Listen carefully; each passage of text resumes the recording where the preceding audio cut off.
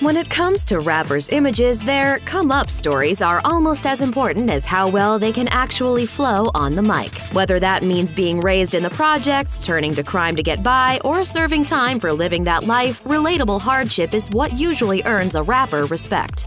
Unlike virtually any other aspect of life, growing up loaded puts you at a disadvantage if your life goal happens to be kill it in the rap game. But that hasn't stopped some silver spooners from dedicating their lives to making beats and rhymes. Here's a list of MCs who were born filthy rich. Rich Hill. As the son of fashion icon Tommy Hilfiger, Richard Hilfiger, aka Rich Hill, hardly attended the School of Hard Knocks. Hilfiger was born and raised on the mean streets of Greenwich, Connecticut, which he calls the Cut, and couldn't look less like what you'd expect from an heir to a yuppie fashion empire. Rich is covered head to toe in tattoos and generally looks like he could use a bath and several days of sleep. In 2011, just as his rap career was taking off thanks to a record deal with Warner Brothers, Rich did a now infamous interview with The Observer in which he revealed that he lives in his dad's fancy plaza apartment, has been banned from all but one music studio in New York City, and that he's already reached all of his old goals, which were basically just to become the best rapper from Connecticut and to connect with a model he used to admire. So he sounds like a real treat. Like him or not, the guy is prolific. He's been known to record 4 or 5 songs per night, a rapid rate of production that has spawned 2 studio albums and 18 mixtapes, which he gives away for free. It's not like he needs to charge money or anything. Lil Romeo. Master P's son, Romeo Miller, appeared on MTV Cribs when he was just 12 years old, at which point his hit song My Baby had already peaked at number 1.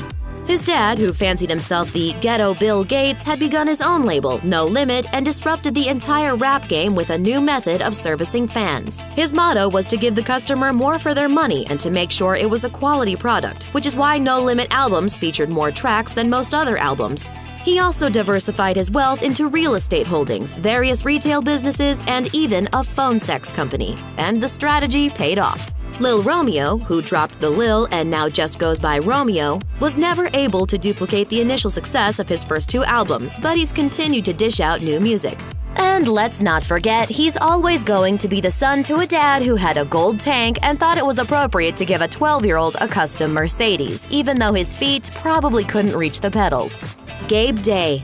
Daniel Day-Lewis's son, Gabe Day, released a video for his song Green Auras in 2013, and it was basically a rap ballad to weed that showcased his aversion to being compared to his dad and, thanks to some pitiful rhymes, foreclosed his future in the hip-hop biz. Either Gabe recognized the cringeworthiness of the video, which was shot on campus at Sarah Lawrence College, or it didn't go over well with his notoriously press-shy dad because the video mostly disappeared from the internet after release. Gabe has since moved on, doing a little bit of modeling from time to time and reinventing himself as a more self-reflective pop singer/songwriter. Chili T. As the son of billionaire Nike founder Phil Knight, Travis Knight, who dubbed himself Chili T, didn't have a lot to complain about during his early 90s attempt at some rhyme time. Nevertheless, he produced a record called Get Off Mine that was not a commercial success. It would be Chili's first and last attempt at rap domination. He later resumed his identity as Travis Knight, headed off to college, and wound up running the animation studio behind hits like Coraline, Paranorman, and Kubo and the Two Strings. Nobody could have seen that one coming. Another name for Richard is Dick, so get off mine.